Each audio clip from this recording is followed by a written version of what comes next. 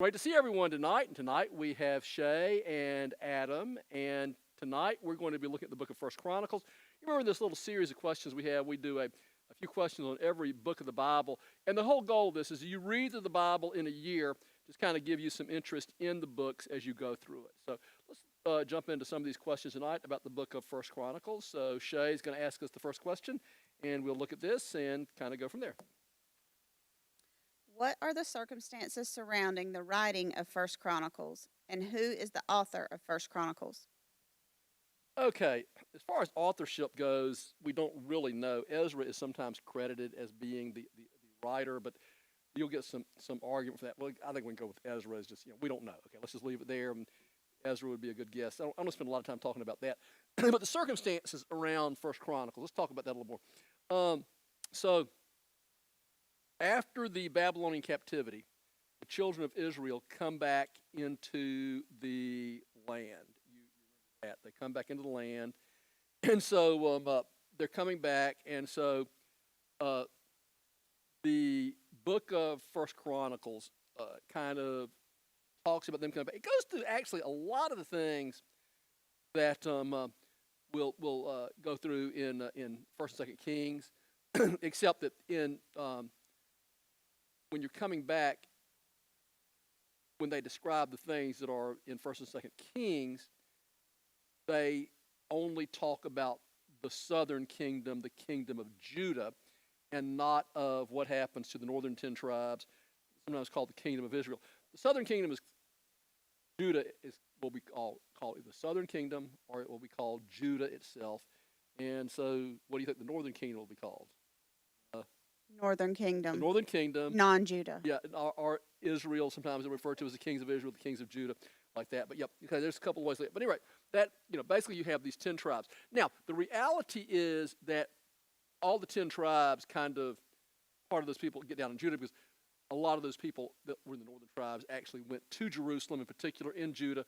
So you do have all the 10 tribes represented, but the vast majority of that is going to be Judah and Benjamin kind of in there too. But anyway, circumstances. Okay, so Chronicles, First Chronicles and Second Chronicles, by the way, they are in some ancient Bibles, not any that we have now. First and Second Chronicles are considered to be one book. So anyway, and ours are divided up into two books. But anyway, the circumstance is coming back, and so you have this long record because the people that are coming back into the land kind of need to have a history. And again, this is primarily Judah that's coming back. You have these long genealogies, and so those are the circumstances around First Chronicles. Think of any questions we might add to that or thoughts? Well, let's look at the second question. These two questions kind of go together. They'll help us look at this. Why are there such detailed records and genealogies in the first 9 chapters of First Chronicles? Well, the answer to that question is there's detailed records of genealogy in the first 9 chapters, but you have them actually all throughout First Chronicles and Second Chronicles, these long lists. And I will tell you what, we have many places, like, you have the genealogy, for example, of Jesus in Matthew. You have no genealogy, no list of names. Somebody said, well, okay, Matthew, first chapter is hard to read, the genealogy. That's simple. That's real simple. If you want something that'll drive you crazy, try reading out loud the first 9 chapters of First Chronicles. Anybody that can get those pronunciations right, they need an absolute gold star. And I would say this, there would be very few portions of the Bible, after you've preached a long time, it would be intimidating to sit down and read out loud. That would be intimidating. That would be very intimidating to me because these names, it's just, some of these names you find in fact, a good bit of them you find nowhere else in the Bible.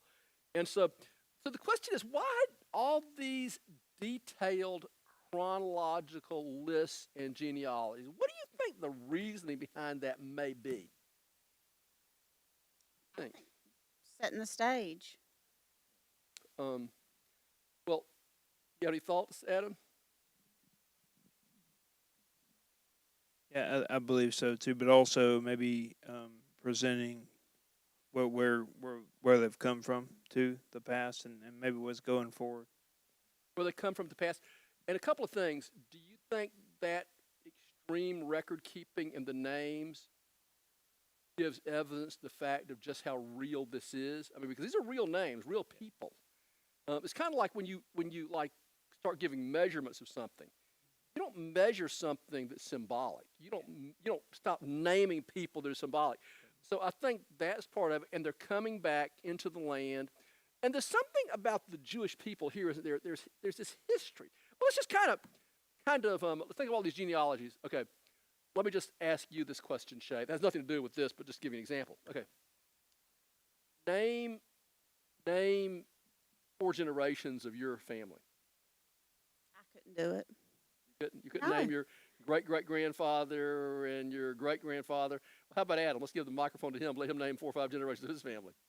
Right, I couldn't do that either. Okay, but with the Jews, and again, Jews, the name Jew comes.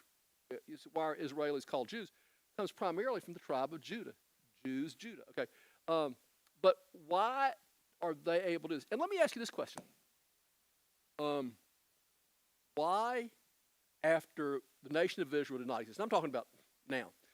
The nation of Israel goes out of existence in 70 AD, basically, destruction of the temple, and then a few holdouts at Masada and all that and everything. But basically got out of existence in 70 AD. They come back into existence as a nation in 1940. Let me ask you a question. How is there even a group of Jewish people that are, homogenous there to come back into a reestablished Israel 2,000 years later? Name me one of the group of people that could do that. It's pretty stunning, isn't it, how they keep records, how they keep the distinction of a nation. Now, that has to do with prophecy that God makes and everything. But so, for whatever reason, and it's biblical, and it's fulfillment of prophecy and everything else, and it's agreeing with God's word, whatever reason, the Jewish people preserve their self, preserve their integrity, and I think that's what you have here with going on in the book of Chronicles. Now, this has only been 70 years, and so it's not like 2,000 years. But you get these really, really, really detailed records of the people and kind of what took place. So just kind of one of those really, sometimes you can't say anything in this politically correct world because But could we agree the Jewish people are unique? I mean, they really are. And doesn't God say that I chose you out of all the nations of the earth? My name would be glorified. I didn't choose you because you were the greatest. But anyway, that's kind of the jumping in point on First Chronicles. You getting all these genealogies and everything. Let's kind of go from from kind of this type of question to a little more concrete question in the third question. Okay. Who is Jabez in First Chronicles 4, 9 through 10? Why is he singled out in this long list of genealogies? Yeah, so if you read the genealogies, it's, and I read these things, and I know you guys probably have too, especially you, Adam, probably read these through and trying to be as careful as you can reading through them and stuff. But I got to confess, it just like I'll go through it. I'm trying to put these genealogy names together. There's a lot of gaps, how these fit together and everything. But I don't know the time that I've just kind of not gone through these first few chapters, First Chronicles, kind of given up and say, well, I'm just going to read them because I want to read through them, make sure I read it. But I'm going to give up on trying to, put all these together. Like, you start out with the jigsaw puzzle, you get a few pieces put together, but, then there's so many that aren't, you just kind of get frustrated. But go ahead and read First Chronicles 4, 9, and 10, because this is one that, that does give us a light to work with. Jabez was more honorable than his brothers, and his mother named him Jabez, saying, because I bore him with pain. Now Jabez called on the God of Israel, saying, oh, that you would bless me indeed, and enlarge my border, and that your hand might be with me, and that you would keep me from harm, that it may not pain me. And God granted him what he requested. So Jabez, a couple things about Jabez that I have kind of come to conclusion to. I do think he's probably in the time of the judges. You go back and he's definitely in the line of Judah. Caleb's line is kind of mentioned earlier. He seems to be. there's also a city named Jabez. So, any rate, but having said that, so I think forget that. I think he is in the time of the judges, and so he's in a rough time. The time of the judges is a rough time. But what made Jabez unique? What makes Jabez unique? And I think you have to the fact here where in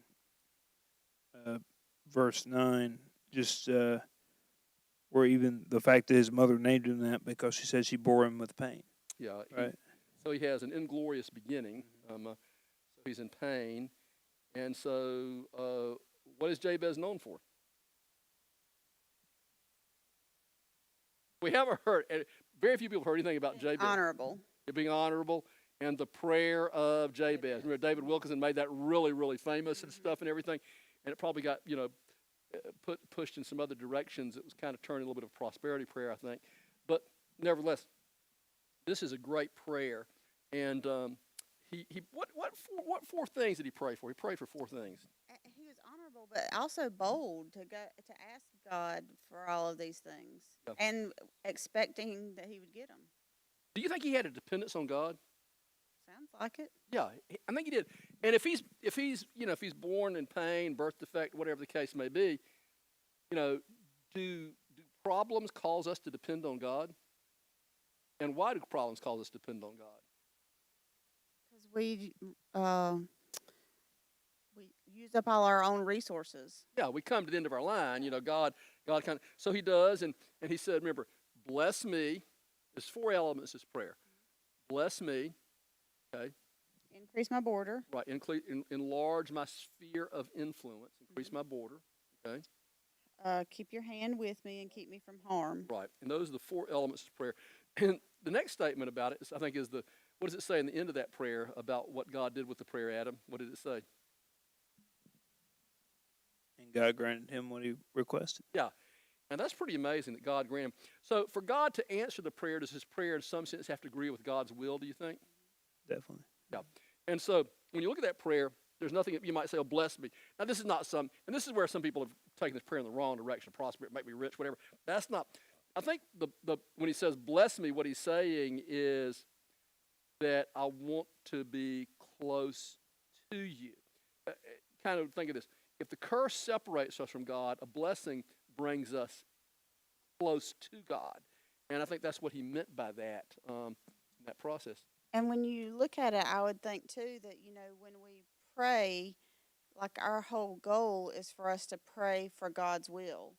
And clearly, like you just said, God blessed him or gave him what he asked for. So he must have been praying for what God had willed for him already, but Jabez was faithful to ask for it. Did I ever tell you get an A+? No, but I hope Spirit knows. Okay. Yes. And this is the whole thing of prayer. Prayer is not about, talking God into something, getting God to agree with me. Prayer is about bringing us into the right relationship with God. I think that's what you see here.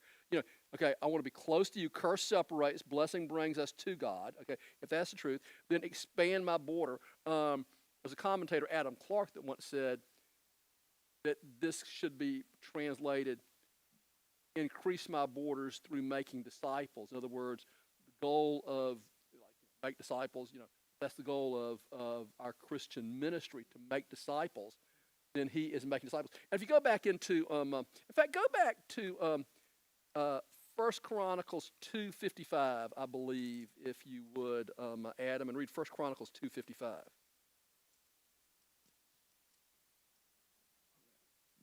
The families of scribes who lived at Jabez were Where do they live? At Jabez. Jabez. There's three occurrences of the word Jabez in the Bible. Two were in First Chronicles 4:9 and 10, where it talks about the person. Another is a city named Jabez. Now, let me say, this occurs before, but Chronicles, the genealogies are, and this is what will drive you crazy trying to put the genealogies in Chronicles. They're not necessarily in chronological order in the book of Chronicles. But so apparently, and I've read a lot about this. Well, there's not a lot to read about this, but a lot of commentators have read it. Most commentators seem to think this was a city of scribes that Jabez himself founded. So what did scribes do? They copied, they taught. What he seems to establish is a school of making disciples, getting God's word out there, scribes and stuff like that. And so he's definitely doing that. He's influencing people. And think of the influence these people have. Kind of remember the school of the prophets during the time of Elijah. How the influence of all the prophets they had, that they were influenced. Kind of reminds you a little bit of that, but maybe not prophets, maybe teachers of the law, scribes and stuff like that. So, yeah, he's having a big influence. And he didn't let whatever birth problem he had, he didn't let that stop him, did he? He prayed to God, and God answered. His prayer agreed. I think that's the biggest thing. His prayer agrees with God, okay? And another it's interesting thing about that is, in that last phrase, he says, keep me from harm or protect me. Another variation of that interpretation is, don't let me bring harm to other people. And that's very interesting, that, and so he wanted to be protected, I think, from himself, from the sin and the bad decisions he could make. You ever need to be protected from yourself, Shay? How about you, Adam? Definitely. Okay. And so that, and also don't let me cause harm to other people. Just think, like, even what we say in something as, as small as, if we were to lead somebody astray about God's word, would we have an accountability? I mean, we really would. So we need to always be careful, and let me just say this to everybody out there. Test, look up. We're going to make mistakes. So check what we say. But, we do have that responsibility. Okay. Interesting guy, Jabez. Really, really interesting. And, that's really the first 9 chapters. That's one of the few people you can kind of stop and say, okay, we can think a little bit about this, okay? Well, you can think a lot about a lot of these names, but it'll drive you crazy. But let me just say one thing before we move on. I do think it is fascinating when you got long list of genealogies. And I know a lot of people aren't into this, but if you try to kind of connect the dots where you can, I think that's kind of fun. All right. Question. Yes, sir. Reading First Chronicles 11:4-9. How did Jerusalem become the capital of Israel? And does the Bible give us any insight into why there is still such fighting over Jerusalem? Jerusalem, Jerusalem, forever, forever. Okay. If you would read Adam, First Chronicles 11:4-9. Then David and all Israel went to Jerusalem, that is Jabez, and the Jebusites. The inhabitants of the land were there. The inhabitants of Jabez said to David, you shall not enter here. Nevertheless, David captured the stronghold of Zion, that is the city of David. Now David had said, whoever strikes down a Jebusite first shall be chief and commander. Joab the son of Zeruiah went up first, so he became chief. Then David dwelt in the stronghold. Therefore it was called the city of David. He built the city all around, from Millo even to the surrounding area, and Joab repaired the rest of the city. David became greater and greater, for the Lord of hosts was with him. Okay. So the Jebusites. Now remember, when they came into the land, there were several tribes. Remember, all the ites, the Amorites and the Canaanites are kind of overlying names for the big, and then you had others. You had the Girgashites, the Hittites, the Hivites, and the Jebusites were one. But anyway, the Jebusites were the original inhabitants in the area of Jerusalem. Jerusalem actually didn't get taken until a little bit later. Hebron, that area, had all the inhabitants of land down in there. This goes back to Joshua coming into the land of Canaan and stuff. But at any rate, so the Israelites take the land, but there's still pockets. These people, one of the pockets that was very hard to take because it was very defendable, would have been Jerusalem. In fact, the Jebusites used to brag that even the lame and the blind can defend this. And so David said, whoever goes up first and takes it will be the chief commander, and Joab does. It's a very interesting. He probably went up what was the water shaft, an area that they had. And the water shaft is interesting because remember what Hezekiah did when Sennacherib was coming with his army? He stuffed up the spring of Gihon, and he built a tunnel underneath the city to come to the pool of Siloam inside. So whenever the Syrians came, they'd have water. And God miraculously later defeated the Assyrians, and so the southern kingdom, Judah, goes on until the time of the Babylonians. But at any rate, that way before that tunnel was built, there's apparently a water shaft going up from it, and Joab apparently climbed up that water shaft and killed some Jebusites, and they're able to take over the city, and it becomes the city of David. And you know the rest of the story. Joab becomes the commander of David's army. So that's how he got it. So that's how Jerusalem becomes the capital of Israel, of David's kingdom and stuff. Now, question: does this give us any insight? And here, there's not biblical passage, but does this give us any idea of why there is still such fighting over Jerusalem until this day? And it has to do with Jerusalem being the capital of Israel. Remember, during the administration of President Trump, he was the first one to recognize Jerusalem as the capital of Israel. And it's like, okay, aren't we a little late to the party on this? It's been the capital of Israel since, 1000 BC. Now, Israel certainly went out of existence for those 1,000-year period, but Jerusalem is and will be the capital of Israel. When Jesus Christ comes, he will rule and reign from Jerusalem. So, do the Palestinians and the others, do they want Israel to have Jerusalem as its capital? No.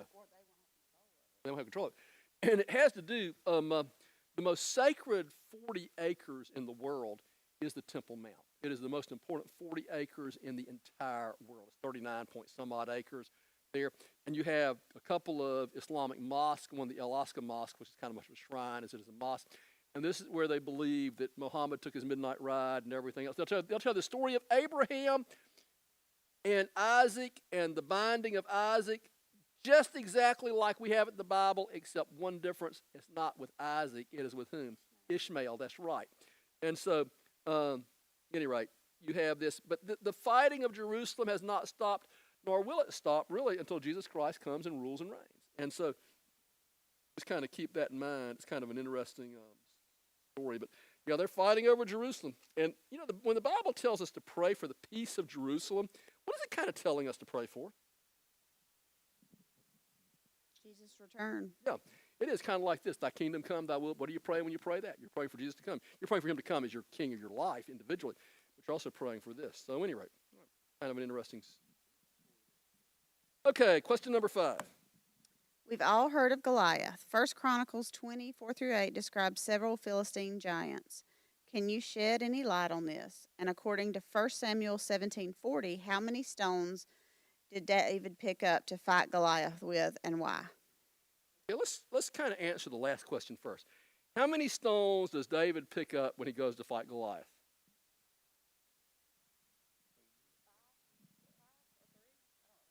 And It's 5. 5. Okay. Why does he pick up 5? Is he worried about having a bad aim? Well, okay, 3 or 7, the perfect numbers. Okay. Okay, let's get some idea. Adam, if you would read 1 Chronicles 24-8. First Chronicles.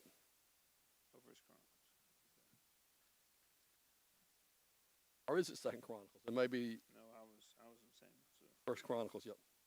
1 Chronicles. 4-8. Yes.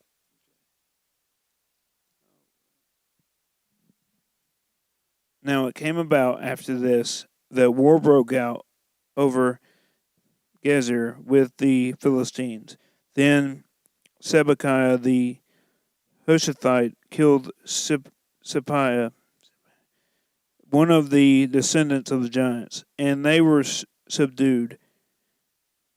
And there was war with the Philistines again, and Elhanan the son of Jair killed Lami the brother of Goliath the Gittite, the shaft of whose spear was like a weaver's beam.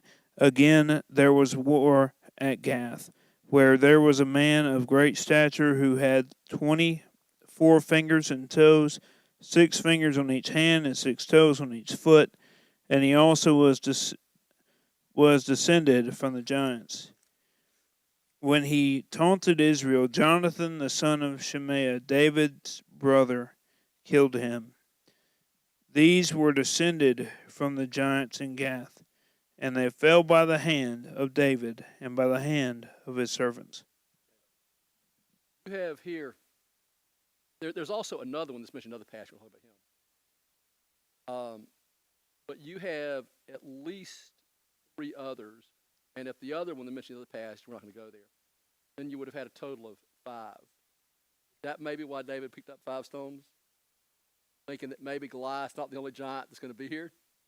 Yeah, and, we don't know that for sure. But it's pretty stunning. I mean, to think that David's thinking, okay, there's at least 3, maybe 4 others of these guys running around. So maybe if I kill Goliath, I'm going to have to kill these other 4 too. And so it's just kind of one of those things in the background that you're thinking, if that was David's reasoning, there's a couple of things I have to say. If he's got more faith than anybody in the world, or this is one cocky young kid, I mean, you're kind of. But anyway, it's kind of a fascinating story that and we don't know if that was the reason because the Bible doesn't tell us that. But you kind of put 2 and 2 together, and you're saying, okay, maybe that's why he did get the 5 stones. And these were now these. Now let me just talk about this for just a second. These giants were kind of an ancient race. There's several of these. Remember Og, the king of Bashan, and the big bed he slept on and stuff. So, and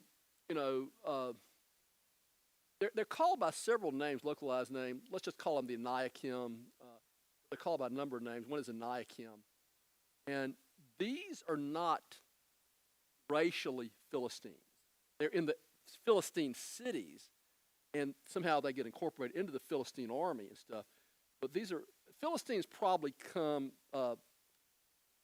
from Greece by way of maybe Crete and some of the islands in the Aegean Sea. They settle.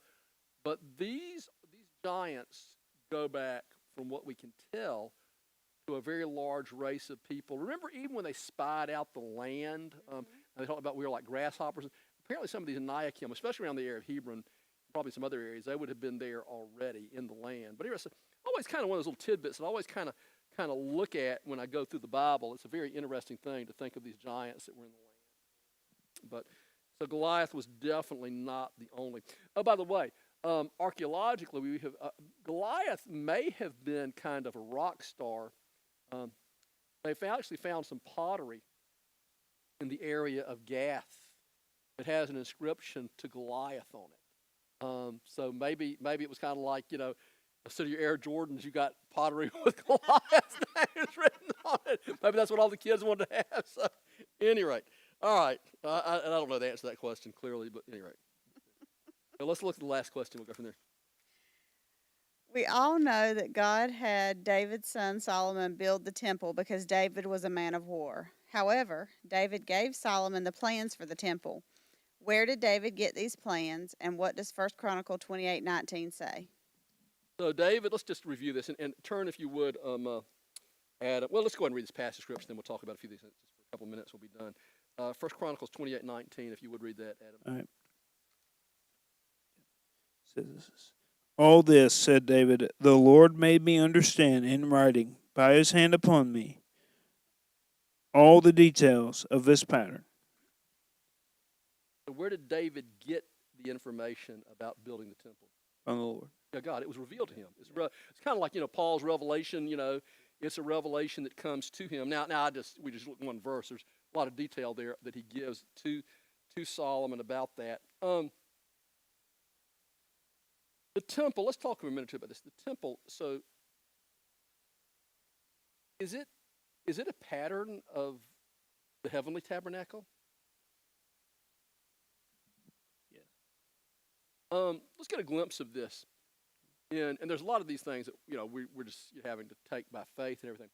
But the Holy of Holies in the temple, let's go back to this. In the tabernacle, the Holy of Holies would have been 15 feet by 15 feet by 15 feet. 15 feet long, 15 feet wide, 15 feet high.